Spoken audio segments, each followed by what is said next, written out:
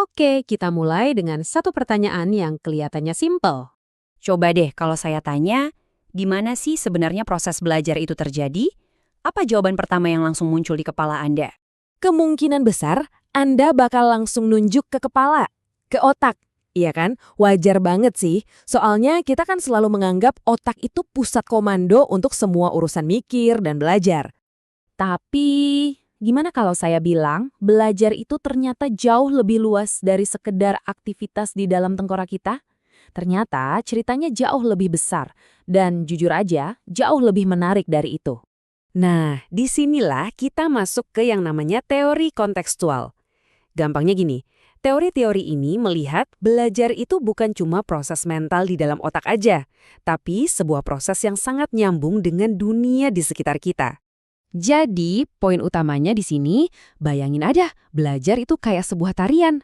Tarian yang melibatkan isi kepala kita, gerakan tubuh kita, ruangan tempat kita belajar, alat yang kita pakai, sampai orang-orang yang ada di sekitar kita. Semuanya itu punya peran. Oke, jadi kita akan bedah 5 ide besar dari teori ini. Pertama, gimana tubuh kita ternyata ikut mikir. Kedua, kenapa pengetahuan itu punya rumah. Ketiga, konsep otak bersama yang lebih besar. Keempat, cara kita belajar dari para ahli. Dan terakhir, gimana semua ini bisa diterapkan di ruang kelas modern. Yuk kita masuk ke gagasan yang pertama. Tubuh Anda ikut berpikir. Konsep ini seru banget. Jadi, otak kita itu nggak kerja sendirian di ruang hampa. Pikiran kita itu terhubung sama badan. Kita berpikir dengan dan melalui tubuh kita. Jadi, gerakan fisik itu bukan cuma efek samping dari mikir, tapi seringkali malah bagian dari proses berpikir itu sendiri. Anda pernah kan lagi ngobrol di telepon, terus tangannya gerak-gerak sendiri seolah-olah lawan bicara ada di depan mata? Atau pas lagi pusing mikirin masalah, Anda malah jalan mondar-mandir? Nah, itu bukan kebiasaan aneh. Itu bukti kalau tubuh Anda lagi bantu otak Anda buat berpikir. Oke, kita lanjut ke gagasan besar yang kedua. Pengetahuan itu punya rumah. Maksudnya apa sih? Gini, pengetahuan itu sifatnya lengket sama konteksnya. Apa yang kita pelajari di satu situasi, misalnya di kelas, belum tentu otomatis bisa kita pakai di situasi lain. Pengetahuan itu terikat banget sama tempat dan cara kita mempelajarinya. Contoh paling gampangnya begini. Anda bisa aja hafal di luar kepala semua teori mesin dari buku pelajaran. Tapi itu sama sekali nggak jamin Anda bisa benerin mobil yang mogok di tengah jalan. Pengetahuan yang sesungguhnya itu justru muncul pas teori ketemu sama praktek di dunia nyata. Yang seringnya, ya tahu sendirilah, berantakan dan nggak bisa ditebak. Lanjut ke gagasan ketiga, dan yang ini favorit saya pribadi. Otak bersama yang lebih besar. Konsep ini pada dasarnya bilang kalau kita ini pinter banget membagi-bagi beban pikiran kita ke lingkungan sekitar. Sebenarnya otak kita itu efisien atau bisa dibilang agak males, tapi dalam artian yang bagus. Daripada repot-repot ngingat semuanya, kita pakai dunia di sekitar kita sebagai otak tambahan. Dan justru itulah yang bikin kita jadi jauh lebih pintar. Coba deh pikirin, kita udah nggak perlu hafal puluhan nomor telepon kan? Soalnya ada ponsel. Kita nggak perlu pusing ingat daftar belanjaan, karena tinggal dicatat atau difoto. Waktu lagi brainstorming sama tim, kita meminjam sudut pandang orang lain. Nah, semua itu adalah contoh gimana kita mendistribusikan kerja otak kita. Oke, gagasan keempat, belajar dari para ahli. Nah, seperti yang bisa kita baca di sini, belajar itu jadi jauh lebih nendang pas kita melakukannya bareng-bareng. Intinya, belajar itu bukan olahraga individu. Kita membangun pemahaman itu lewat diskusi, debat, dan kerjasama. Coba bayangin aja, seorang calon barista yang belajar cuma dengan ngeliatin seniornya meracik kopi, atau desainer junior yang belajar dari cara kerja atasannya. Kita itu menyerap keahlian dengan cara merendam diri kita di lingkungan para ahli. Ini tuh kayak magang, tapi buat pikiran kita. Oke, sekarang pertanyaannya, gimana kita menggabungkan semua ide keren ini? Yuk kita lihat gimana semua ini bisa diterapkan, misalnya di ruang kelas modern. Nah, disinilah semua teori tadi jadi praktis dan nyata. Tabel ini kasih kita contekan bagus tentang gimana ide-ide besar tadi bisa diterjemahkan jadi strategi mengajar yang bisa langsung dicoba. Coba kita lihat. Untuk ide tubuh dan otak, siswa nggak cuma disuruh baca, tapi memperagakan konsep misalnya bentuk gunung. Untuk belajar kontekstual, mereka nggak cuma dengerin teori, tapi bikin eksperimen sains sendiri. Untuk pemikiran terdistribusi, mereka diajarin cara pakai alat, Taya mesin pencari buat riset. Dan pastinya untuk belajar sosial, mereka diskusi di kelompok kecil. Semuanya aktif dan saling terhubung.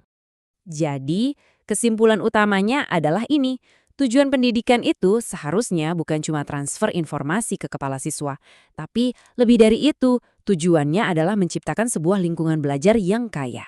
Semacam ekosistem yang lengkap dengan alat, interaksi sosial, dan tantangan dunia nyata, di mana proses belajar itu bisa tumbuh subur.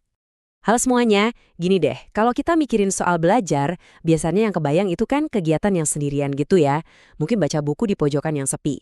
Tapi, gimana kalau saya bilang, momen belajar paling dahsyat itu justru terjadi pas kita lagi bareng orang lain. Nah, hari ini kita bakal bongkar abis-abisan kekuatan super dari belajar bareng. Coba deh ingat-ingat, pernah nggak sih lagi pusing 7 keliling sama konsep baru, tiba-tiba langsung klik gitu aja pas teman ngejelasin, cuma karena dia pakainya cara yang beda. Nah, momen aha yang ajaib itulah yang jadi fokus kita hari ini. Jadi kalau kita bedah, belajar itu sebenarnya ada 2 jalur utama.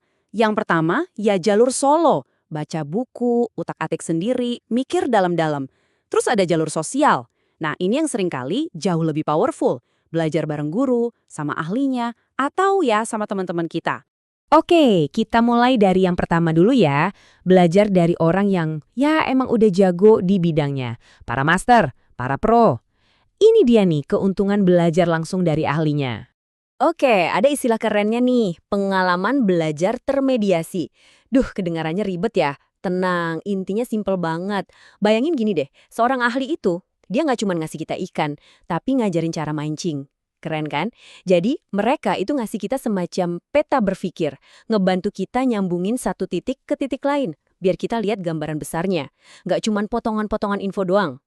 Nah, ini contoh yang pas banget. Lihat deh, gurunya ngasih kerangka, cuma garis waktu kosong. Terus, murid-muridnya kerja bareng buat ngisi timeline itu. Kelihatan kan polanya? Si ahli ngasih fondasinya, terus kita yang belajar, ngebangun pengetahuannya di atas itu. Inilah pengalaman belajar termediasi dalam prakteknya. Oke, belajar dari yang lebih jago itu jelas penting. Tapi gimana sama belajar dari teman sebaya, orang-orang yang levelnya sama kayak kita? Nah, sekarang kita masuk ke bagian kedua. Kita bakal bongkar kekuatan super dari belajar bareng teman. Siap-siap, karena kita bisa jadi jauh lebih kuat bareng-bareng. Percaya nggak, kerja kelompok itu maksa otak kita buat kerja ekstra dengan cara yang bagus. Pertama, kita jadi harus nyusun pikiran biar rapi. Kan mau ngejelasin ke temen, jadi harus jelas. Terus, pemahaman kita jadi makin dalam. Malah kadang nemu pertanyaan baru yang tadinya nggak kepikiran sama sekali. Dan ini nih yang paling krusial. Kita jadi dengar sudut pandang lain. Ini bisa loh bener-bener ngebolak-balikin cara kita ngelihat satu masalah. Nah, kutipan ini ngena banget. Coba dijujur, pernah kan pas lagi jelasin sesuatu ke orang, kok kita sendirinya jadi makin ngerti? Ajaib kan? Itulah buktinya.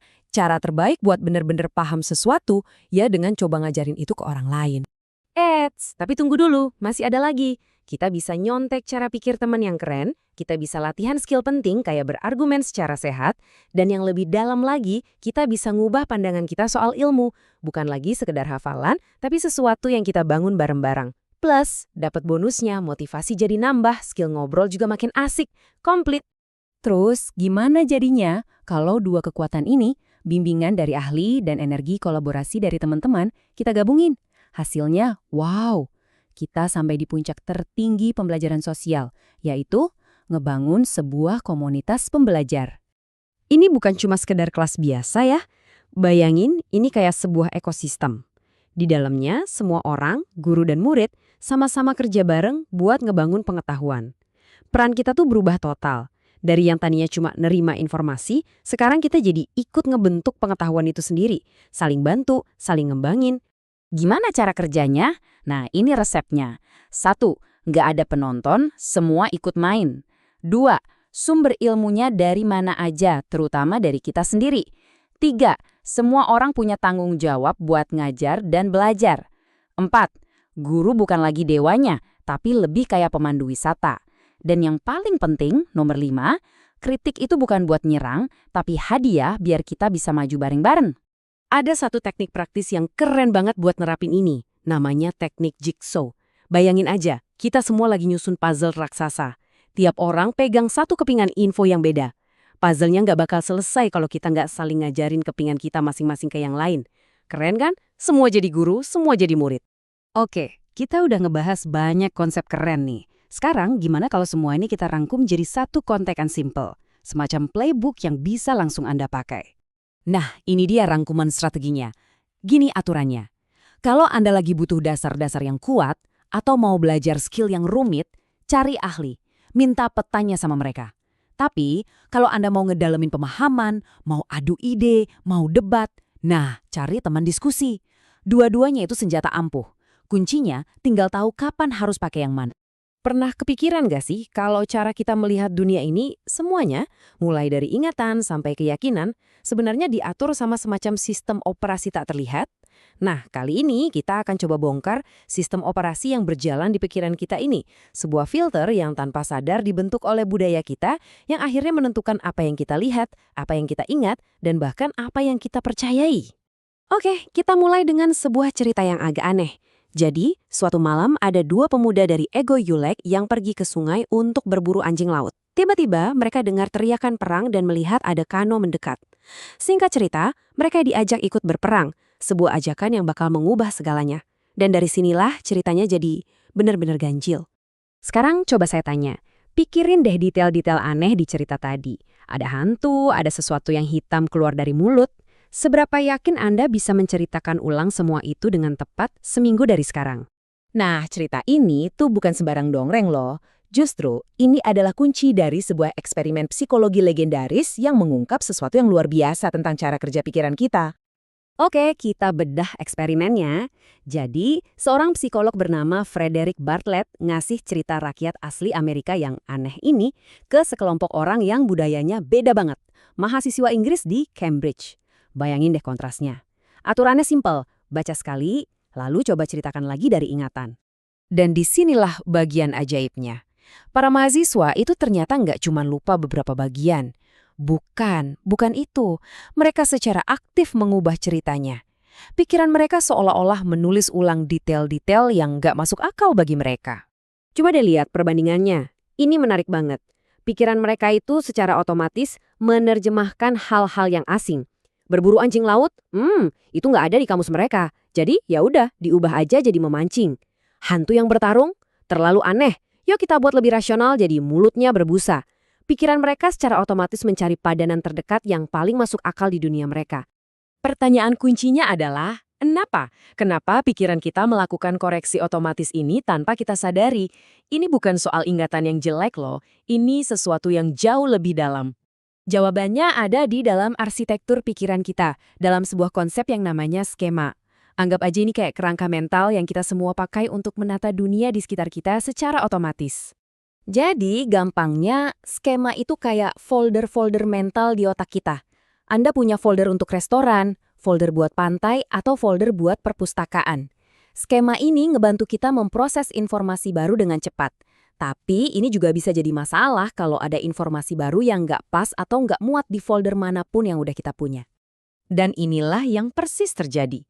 Karena para mahasiswa Inggris ini nggak punya folder untuk berburu anjing laut atau hantu dalam pertempuran, pikiran mereka secara nggak sadar menukarnya dengan sesuatu yang ada di folder mereka, memancing dan penjelasan yang lebih rasional. Ini bukan bohong ya, tapi ini adalah upaya pikiran kita untuk membuat dunia ini terasa lebih masuk akal, berdasarkan apa yang udah kita tahu. Sekarang, yuk kita lihat gambaran yang lebih besar. Kalau skema itu ibarat folder-folder individual, maka budaya kita itu ibarat seluruh lemari arsip yang menampung semua folder itu. Inilah yang kita sebut pandangan dunia kita. Pandangan dunia itu seperti kacamata tak terlihat yang kita pakai untuk memahami segalanya. Isinya adalah asumsi-asumsi paling dasar yang kita punya tentang cara kerja dunia yang seringkali kita terima begitu saja tanpa dipertanyakan. Pandangan dunia ini yang menjawab pertanyaan-pertanyaan besar dalam hidup Anda. Coba deh pikirkan, apakah Anda percaya kesuksesan itu murni hasil kerja keras atau ada campur tangan takdir? Apakah peran kita itu untuk menguasai alam atau hidup harmonis dengannya? Jawaban Anda atas pertanyaan-pertanyaan ini seringkali tanpa Anda sadari datangnya dari pandangan dunia budaya Anda. Jadi, poin krusialnya adalah kita ini jarang banget sadar sama naskah ini. Ia bekerja begitu saja di latar belakang, memandu reaksi kita, interpretasi kita, dan keputusan kita setiap hari.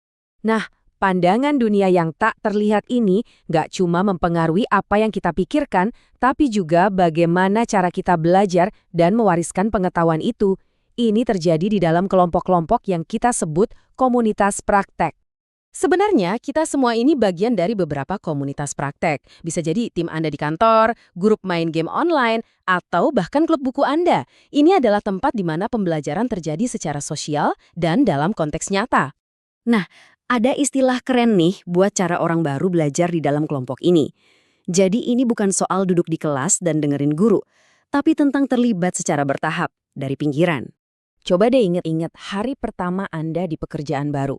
Awalnya mungkin cuma ngeliatin aja kan, terus mulai bantu-bantu tugas kecil. Akhirnya Anda jadi anggota inti tim yang berkontribusi penuh. Nah, perjalanan dari pinggiran ke pusat inilah cara budaya dan praktek dalam sebuah kelompok itu diwariskan. Oke, setelah kita menjelajahi cara pikiran bekerja dan bagaimana budaya membentuk kita, yuk sekarang kita arahkan cermin itu ke diri kita sendiri.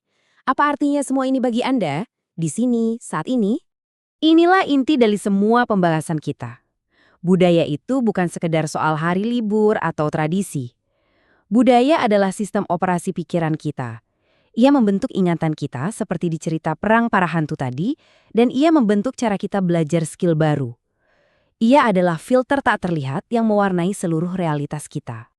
Oke, halo semuanya. Hari ini kita akan membahas sesuatu yang keren banget. Sebuah ide yang bisa mengubah cara kita memandang pendidikan.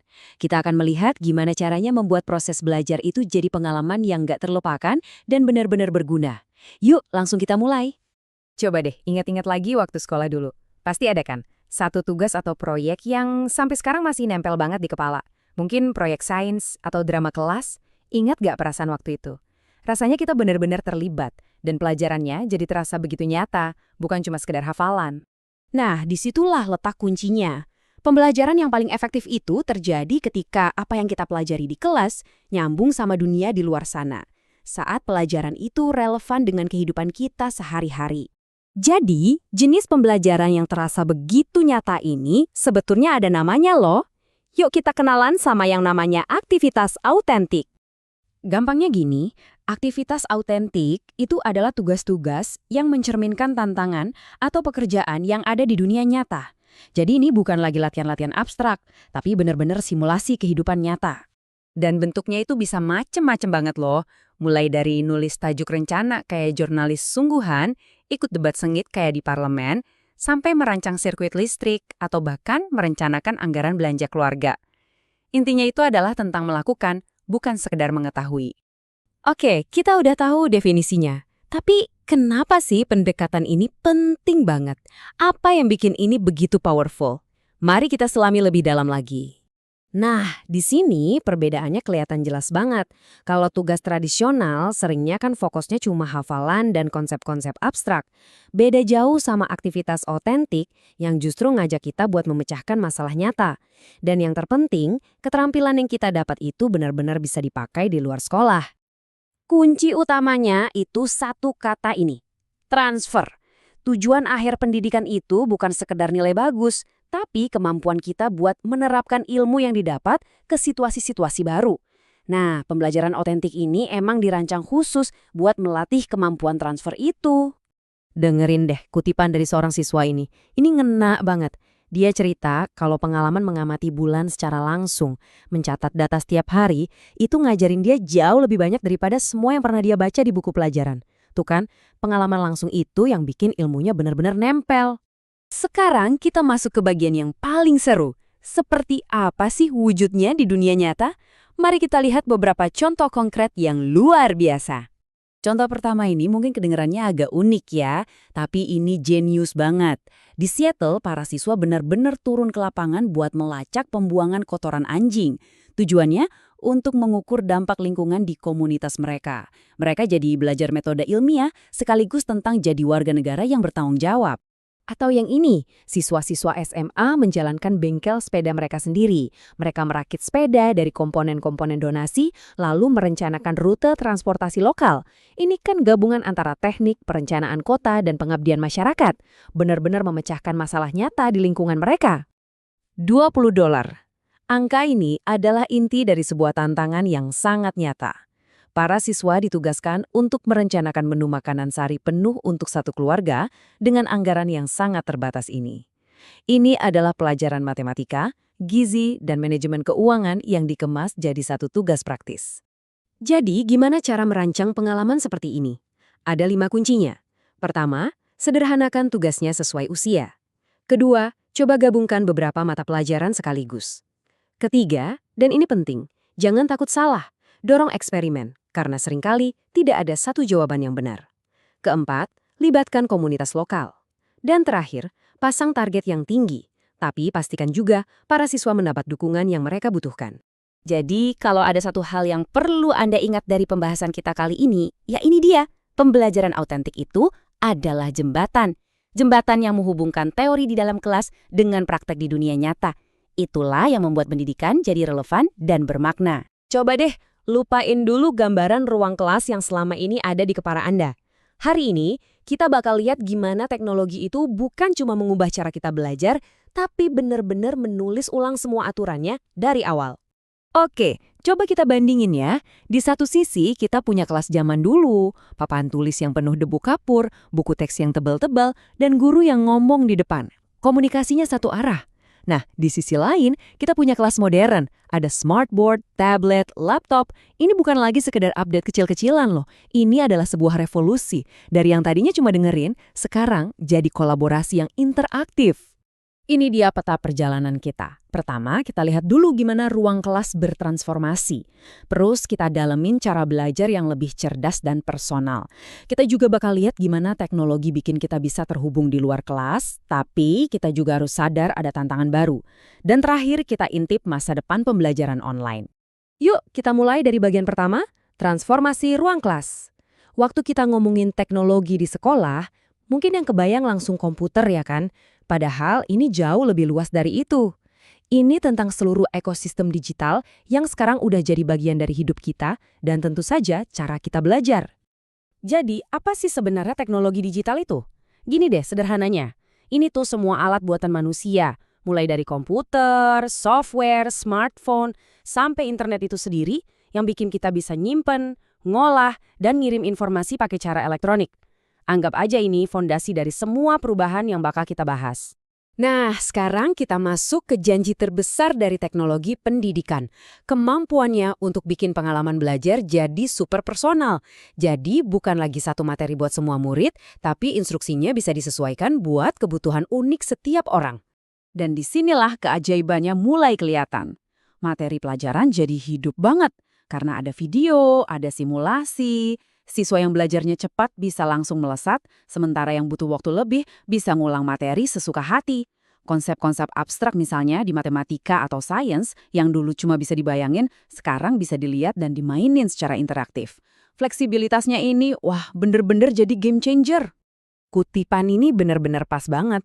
Kalau dirancang dengan benar, teknologi bisa bikin batas antara belajar dan main itu jadi tipis banget. Prosesnya jadi kayak sebuah petualangan yang seru, bukan lagi tugas yang bikin ngantuk. Dan inilah kunci sebenarnya buat menjaga api semangat siswa tetap menyala.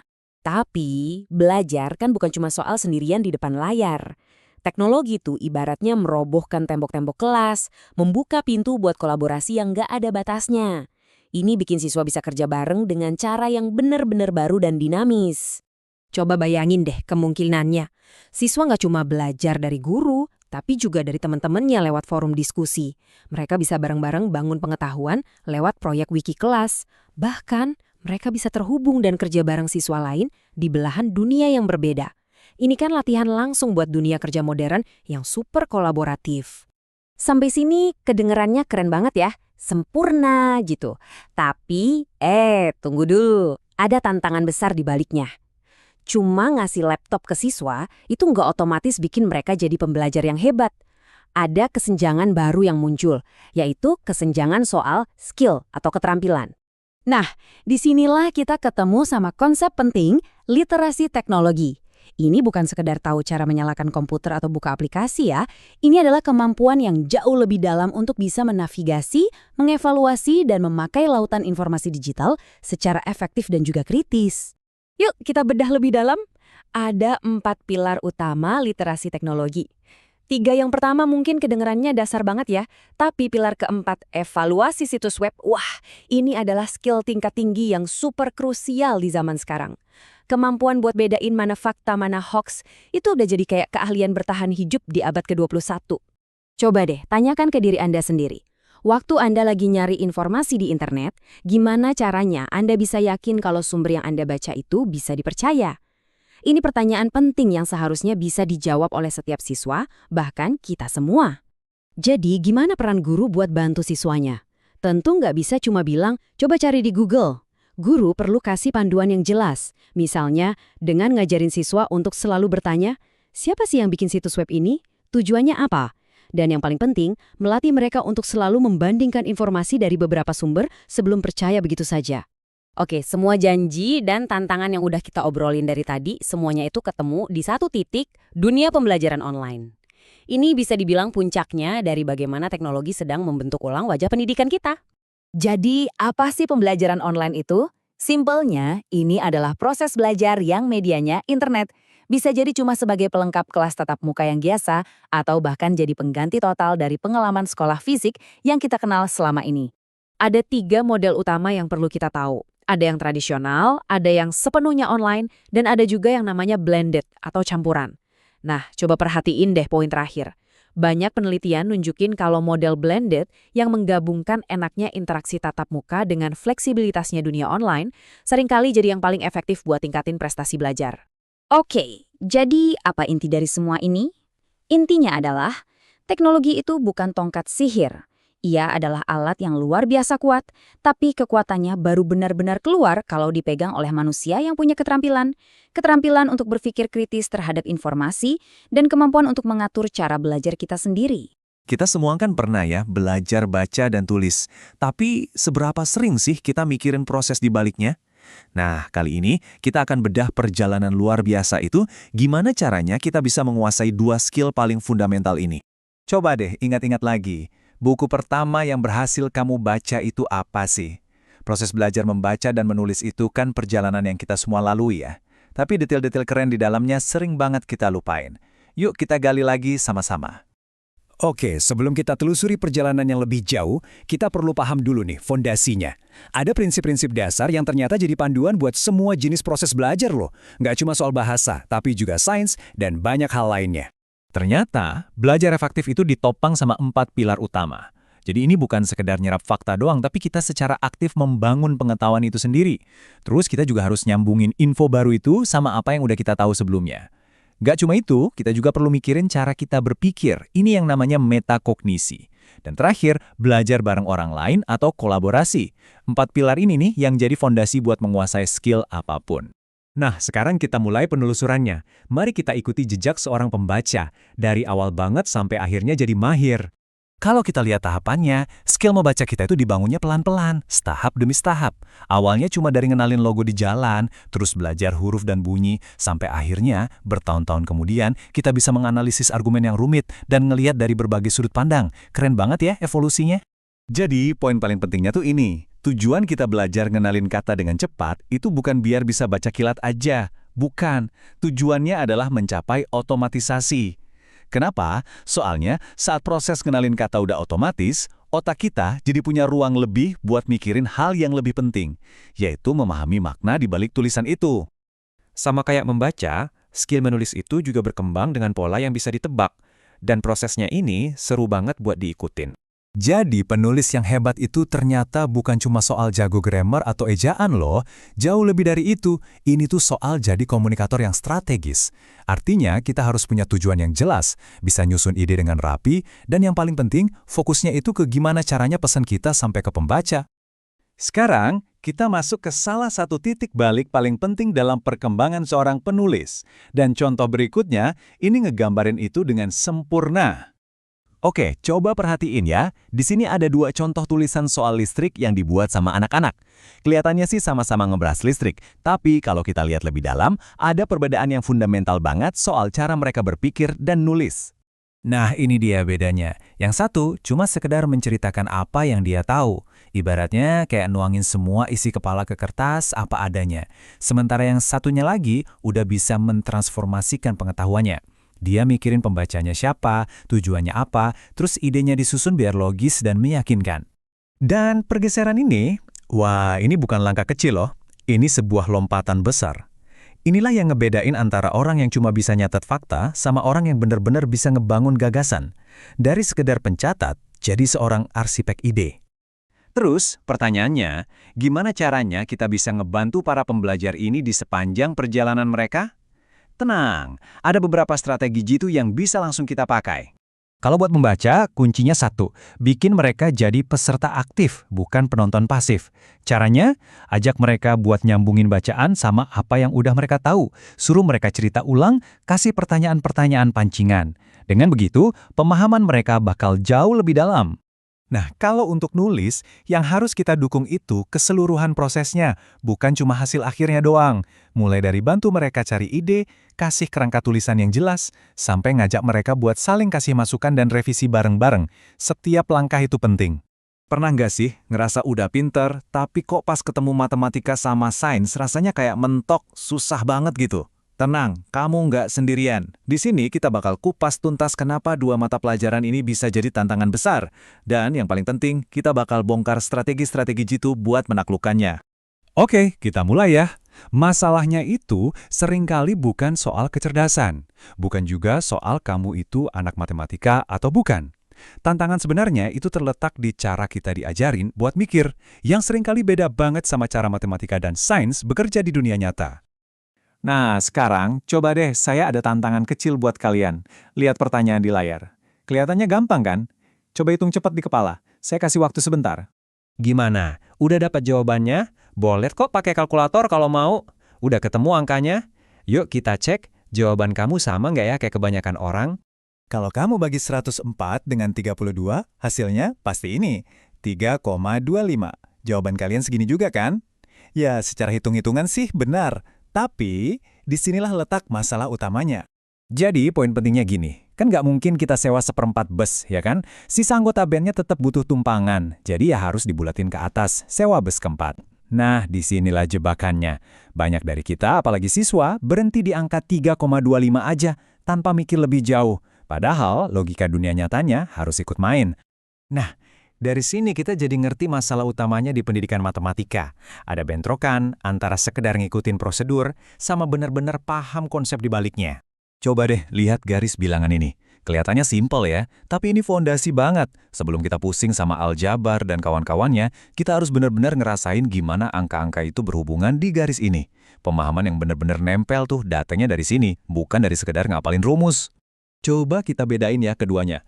Penguasaan prosedural itu soal bisa ngerjain langkah-langkahnya dengan benar, kayak ngitung pembagian bersusun. Kalau pemahaman konseptual itu soal ngerti situasinya, sadar kalau nggak ada yang namanya 0,25 bus. Belajar yang bagus itu butuh dua-duanya, tapi sayangnya kita seringnya cuma fokus ke yang pertama. Nah, kepercayaan-kepercayaan keliru kayak gini nih yang diidentifikasi di sumber kita, itu yang bikin kita jadi mandek mikirnya. Pas siswa percaya matematika itu cuma soal cepet-cepetan dan satu jawaban benar, mereka jadi berhenti mikir kreatif dan logis. Akhirnya mereka mikir, kalau gue nggak langsung ngeh berarti emang gue nggak bakat. Oke, sekarang kita pindah ke sains ya. Tantangannya di sini agak beda nih. Dalam sains, kesulitannya itu seringkali karena kita harus ngelepasin teori-teori pribadi kita yang rasanya intuitif banget, padahal teori itu salah. Sebenarnya, kita semua itu lahir sebagai ilmuwan cilik loh. Dari kecil, kita udah bikin teori sendiri buat ngertiin dunia di sekitar kita. Nah, proses belajar sains yang sesungguhnya, itu adalah soal keberanian buat nguji teori-teori awal itu, dan yang paling penting, berani ngelepasin teori itu kalau ternyata buktinya nunjukin hal lain.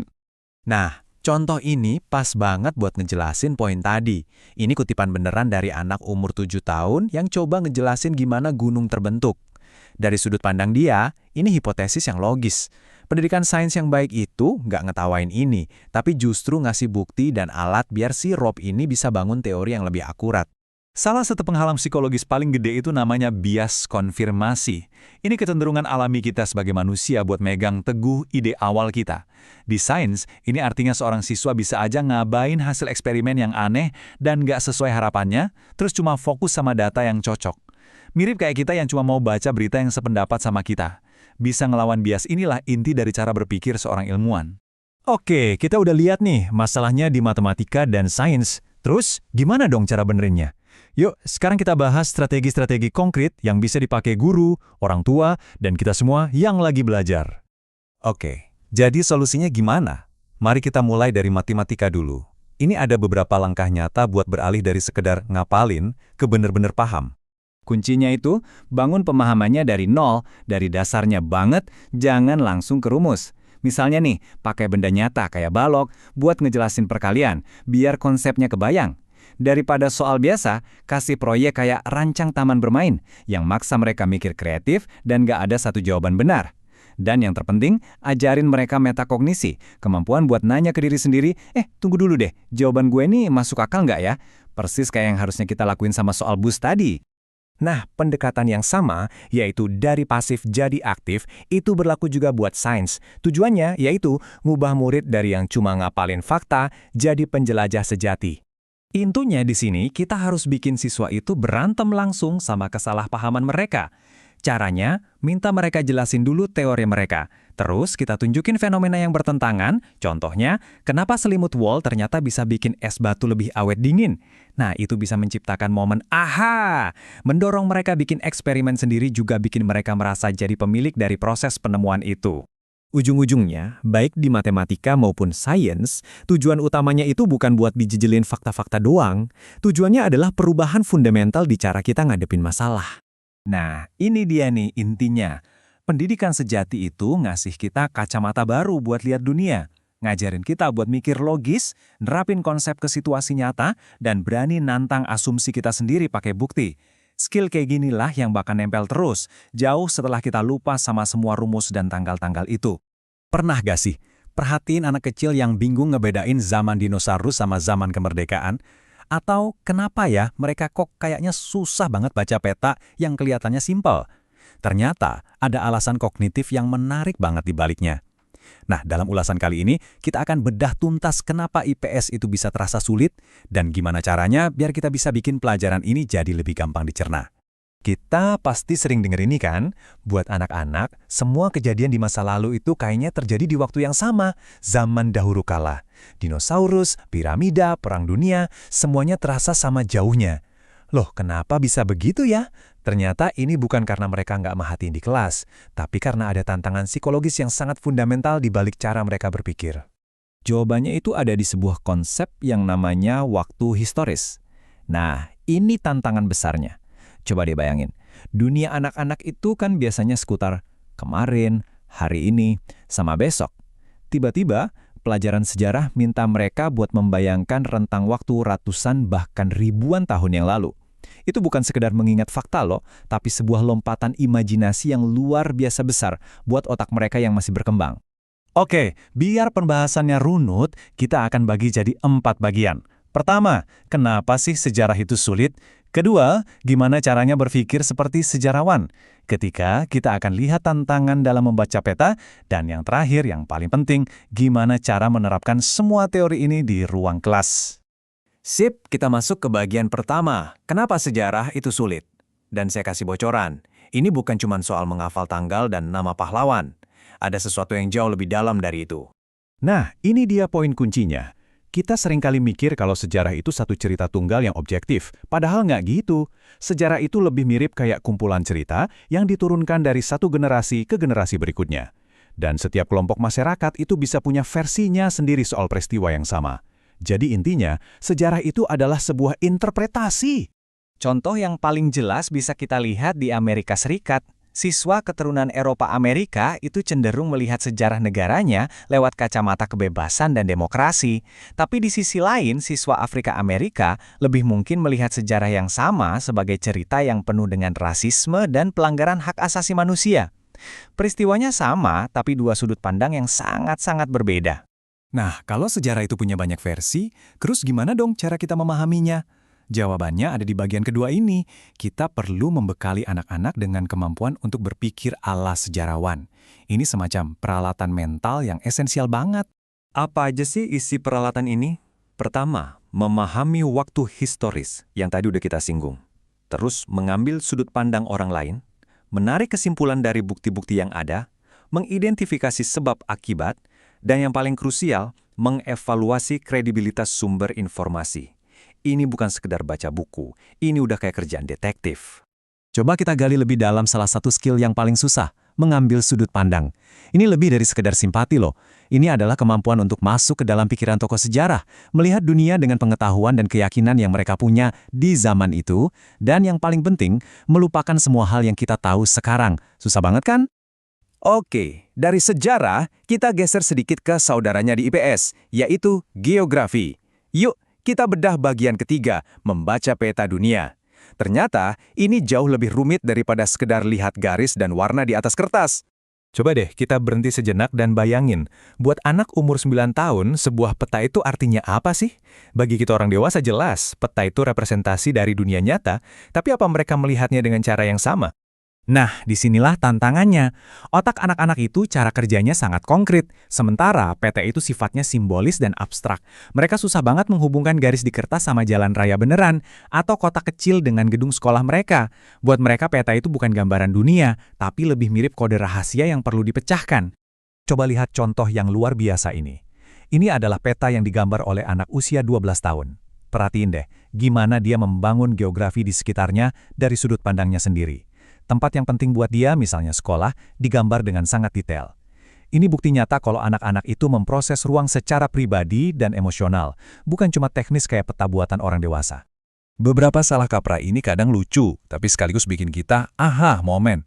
Anak-anak mungkin mikir jalan di peta itu palsu karena nggak 3 dimensi, atau gunung di peta itu bukan gunung beneran soalnya nggak cukup tinggi. Bahkan ada loh yang percaya kalau negara Italia itu beneran dicat warna hijau kayak di peta. Ini nunjukin betapa konkretnya cara mereka berpikir. Oke, setelah kita paham semua tantangannya, pertanyaan besarnya kan, terus gimana? Solusinya apa? Nah, kita masuk ke bagian terakhir yang paling praktis, dari teori ke ruang kelas. Strategi apa sih yang beneran manjur? Untuk pelajaran sejarah, kuncinya satu, geser dari sekedar menghafal jadi investigasi aktif. Jangan cuma kasih mereka fakta matang, coba kasih mereka petunjuk, entah itu dokumen lama, foto, atau artefak, dan biarkan mereka jadi detektif sejarah yang memecahkan kasusnya sendiri. Salah satu caranya bisa pakai mode 4 langkah ini. Pertama, baca dulu dokumennya, biar dapat gambaran umum.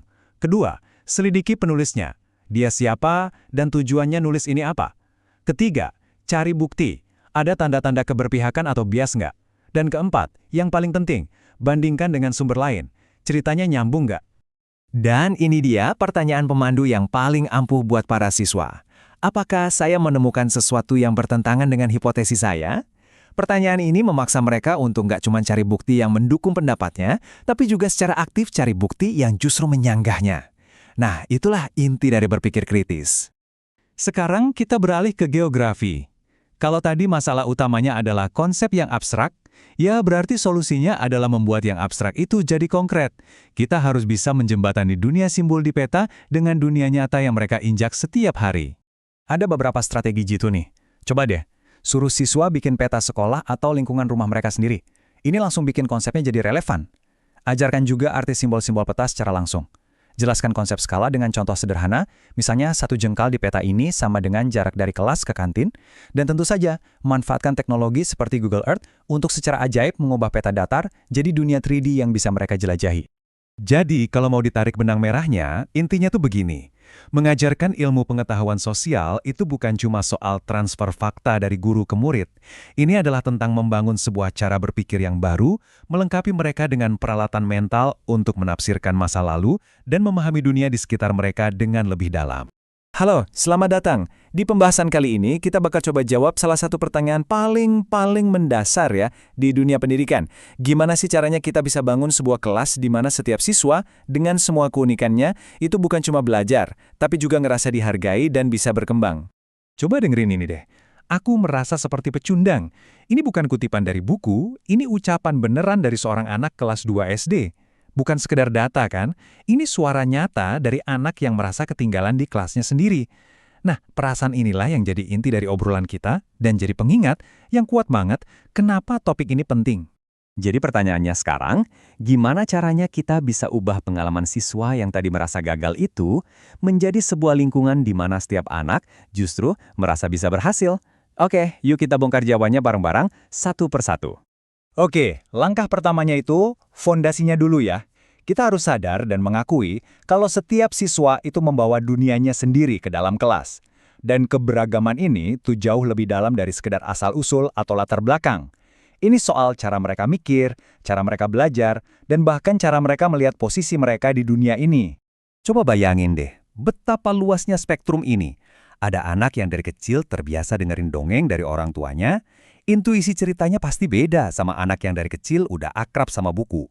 Terus, bahasa yang mereka pakai di rumah, gambar-gambar atau tokoh-tokoh yang mereka lihat, atau mungkin nggak pernah lihat di buku pelajaran, semua ini loh secara halus banget ngebentuk keyakinan mereka tentang, oh, orang seperti saya bisa berhasil nggak ya?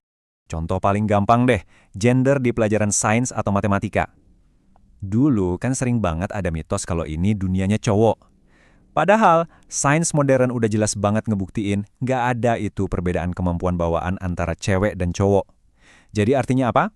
Kalau sampai ada kesenjangan, masalahnya bukan di siswanya, tapi di cara kita ngajar. Nah, tugas kita semua itu buat ngebongkar stereotip ini lewat cara ngajar yang benar-benar memberdayakan semuanya, tanpa terkecuali. Nah, selain keberagaman yang tadi, ada juga nih siswa-siswa yang kebutuhannya lebih spesifik. Penting buat dicatat. Ini bukan kategori yang terpisah ya, mereka itu bagian dari tantangan yang sama. Gimana caranya kita bisa kasih dukungan yang pas, yang tepat sasaran, biar setiap anak bisa mencapai potensi maksimalnya. Misalnya tantangan kayak disleksia. Ini bukan cuma soal akademis loh, ini bisa jadi soal identitas. Kesulitan membaca itu gampang banget berubah jadi keyakinan di dalam diri anak. Wah, jangan-jangan aku emang nggak pinter. Ingat kan sama cerita siswa kelas 2 di awal tadi? Perasaan gagal itu sering banget muncul dari kesulitan yang nggak kelihatan dan nggak didukung. Pelan-pelan itu ngegrogoti rasa percaya diri mereka.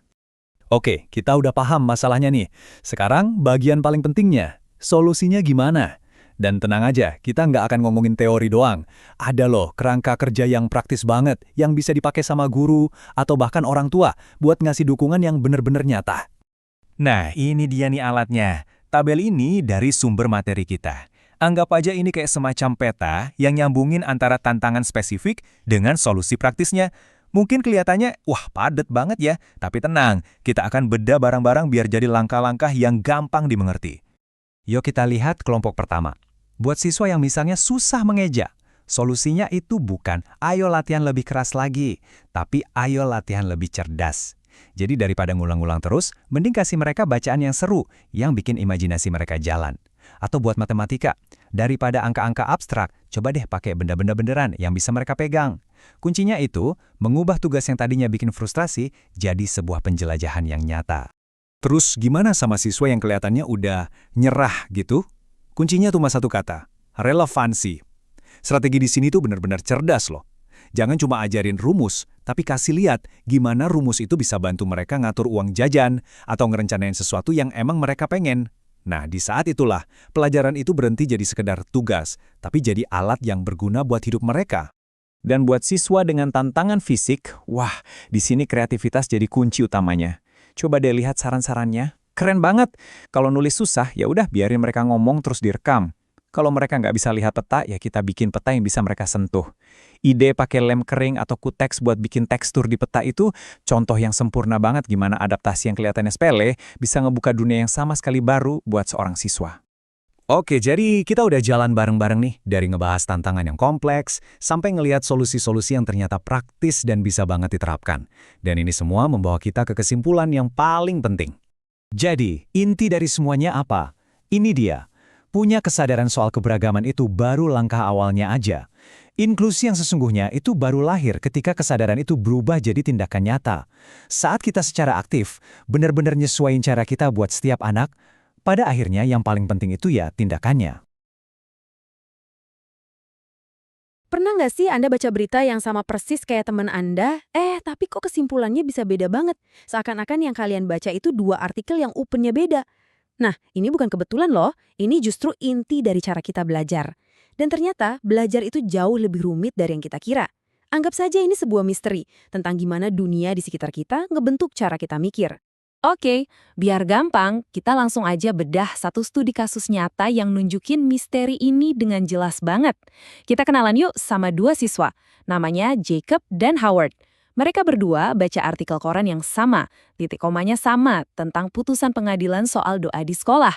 Nah, setelah baca artikel itu, ini nih kesimpulan si Jacob.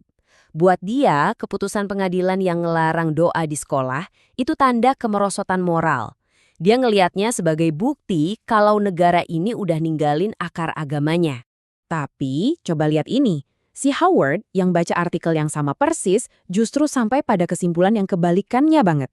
Dia malah ngelihat keputusan itu sebagai sebuah kemajuan, sebuah langkah maju ke arah kebebasan beragama yang lebih luas, sambil ngebandingin sama zaman dulu yang intoleran. Jadi, ini dia pertanyaan besarnya. Gimana ceritanya dua orang bisa punya interpretasi yang beda jauh dari informasi yang identik? Ini bukan cuma soal opini loh, ini soal cara kerja otak kita. Yuk, kita coba pecahin teka-teki ini bareng-bareng. Oke, penyelidikan kita mulai dari sini. Dari lapisan konteks yang pertama. Idenya sebenarnya simpel. Belajar itu nggak cuma terjadi di dalam kepala kita aja. Ada banyak faktor lain yang ikut main. Nah, slide ini nunjukin dua konsep kunci yang menarik banget. Pertama, ada kognisi terwujud. Artinya, pikiran kita itu nyambung sama badan kita. Pernah nggak sih kalau lagi jelasin sesuatu yang rumit, tangan kita ikut gerak ke sana kemari? Nah, itu dia contohnya. Terus yang kedua, ada kognisi tersituasi. Maksudnya, cara kita belajar dan apa yang kita pelajari itu nempel banget sama situasi spesifik di mana kita mempelajarinya. Dan ini nyambung ke konsep yang keren banget, kognisi terdistribusi. Coba bayangin deh, otak kita kan kapasitasnya terbatas. Jadi, tanpa sadar, kita itu suka ngelempar sebagian beban mikir kita ke hal-hal di sekitar. Nulis di kertas, pakai kalkulator, atau bahkan diskusi sama orang lain, itu semua cara kita nyebarin proses berpikir, biar lebih enteng dan efisien. Dan ini contoh nyatanya yang sempurna banget. Waktu siswa kerja kelompok, mereka itu nggak cuma berbagi ide, mereka secara harfiah berbagi beban kognitif. Mungkin ada satu orang yang jago ngapalin detail, yang lain jago nyambungin konsep, yang satu lagi jago nyusun rencana. Kalau bareng-bareng, mereka bisa mecahin masalah yang mungkin mustahil kalau dikerjain sendirian. Sekarang kita kupas lapisan berikutnya. Ternyata, siapa teman belajar kita itu sama pentingnya loh sama apa yang kita pelajarin. Interaksi sosial kita itu petunjuk gede banget buat mecahin misteri Jacob dan Howard. Kita itu belajar dari orang lain lewat dua cara utama. Pertama, dari para ahli, kayak guru yang ngasih kita akses ke pengetahuan yang udah terstruktur. Tapi, belajar sama teman sebaya itu punya keuntungan uniknya sendiri. Coba deh, waktu kita harus ngejelasin ide kita ke teman, kita jadi kepaksa kan buat nyusun pikiran kita lebih rapi? Plus, kita jadi lihat sudut pandang lain yang mungkin gak kepikiran sama kita. Nah, di sini nih kita nemuin petunjuk pertama yang penting banget. Masih inget kan sama Jacob dan Howard? Ternyata mereka ada di lingkungan sosial yang beda banget. Sekolahnya Jacob secara aktif nanemin cara pandang yang berakar dari keyakinan agama. Sementara sekolahnya Howard fokusnya ke akademis sekuler. Jadi, lingkungan sosial mereka udah ngebentuk kacamata yang mereka pakai buat ngelihat dunia. Sekarang kita masuk ke lapisan yang paling dalam, paling kuat tapi seringnya nggak kelihatan. Pengaruh budaya kita. Ini tuh kayak sistem operasi yang jalan diam-diam di kepala kita. Ngebentuk cara kita memproses apapun. Biar benar-benar kerasa efeknya, saya mau ajak Anda ikut eksperimen klasik. Saya bakal kasih lihat sebuah cerita pendek. Tugasnya gampang, cukup baca sekali aja. Nggak usah coba diapalin, cukup dibaca. Siap? Oke, ini bagian pertamanya. Ceritanya dimulai biasa aja, dua pemuda lagi berburu. Tapi terus, suasananya jadi agak aneh. Ada teriakan perang, terus ada ajakan buat ikut perang. Dan ini bagian akhirnya. Ada pertempuran, ada nyebut-nyebut hantu, dan endingnya itu loh aneh banget dan bikin bingung, ada sesuatu yang hitam keluar dari mulutnya. Ingat ya, cukup baca sekali aja. Oke, sekarang coba jangan lihat layarnya dulu. Coba ceritain lagi apa yang barusan Anda baca. Detail apa aja yang paling nempel di kepala? Alurnya gimana? Coba inget-inget dulu. Sudah? Nah, sekarang kita lihat yuk. Apa yang terjadi waktu seorang siswa dari Inggris diminta ngelakuin hal yang sama di sebuah penelitian tahun 1932. Lihat deh, beda banget kan? Loh, anjing laut sama hantunya mana? Hilang. Justru elemen-elemen kunci itu dihapus. Terus endingnya diubah jadi mulutnya berbusa, biar lebih masuk akal buat dia. Tanpa sadar, dia ngubah cerita itu supaya pas sama cetak biru budayanya sendiri. Jadi, intinya gini, otak kita itu pakai yang namanya skema, semacam folder mental buat memahami dunia. Nah, waktu kita nemu informasi baru yang nggak pas sama folder kita, kayak cerita hantu tadi, kita cenderung ngubah informasinya biar muat. Kumpulan dari folder-folder ini ngebentuk pandangan dunia kita, keyakinan kita yang paling dasar. Dan dua-duanya ini sangat dipengaruhi sama budaya kita. Oke, sekarang semua petunjuknya udah ada di tangan kita nih. Kita udah lihat gimana tubuh, lingkungan sosial, dan cetak biru budaya kita ngebentuk cara kita belajar. Sekarang, ayo kita satuin semuanya buat mecahin misteri Jacob dan Howard. Dan ini dia jawabannya. Jacob dan Howard itu bukan cuma punya opini yang beda, mereka secara aktif pakai alat mental yang berbeda, yang ditempa di lingkungan sekolah dan budaya mereka yang unik. Jacob pakai skema yang melihat kejadian lewat kacamata keyakinan agama. Howard pakai skema yang melihat kejadian yang sama lewat kacamata kemajuan sejarah dan kebebasan. Informasinya sama, tapi software di kepala mereka itu beda. Terus, apa dong yang bisa kita pelajarin dari semua ini? Ini bukan cuma soal memahami orang lain, tapi juga memahami diri kita sendiri. Coba deh, kita bisa mulai dengan sadar kelompok-kelompok mana aja sih yang ngasih pengaruh ke kita? Terus beraniin diri buat mempertanyakan asumsi kita sendiri, apa sih yang kita anggap normal atau benar? Dan yang paling penting, cari dan dengerin secara aktif orang-orang yang ngelihat dunia dengan cara yang beda. Sesi ini kita tutup dengan sebuah pertanyaan buat Anda renungkan. Setiap hari kita menafsirkan informasi dari berita sampai obrolan sama teman. Pertanyaannya buat kita semua adalah, cetak biru budaya, sosial, dan pribadi apa yang tanpa sadar lagi kita pakai sekarang? Karena menyadari konteks kita sendiri itu adalah langkah pertama untuk berpikir lebih jernih dan memahami dunia juga satu sama lain dengan lebih baik.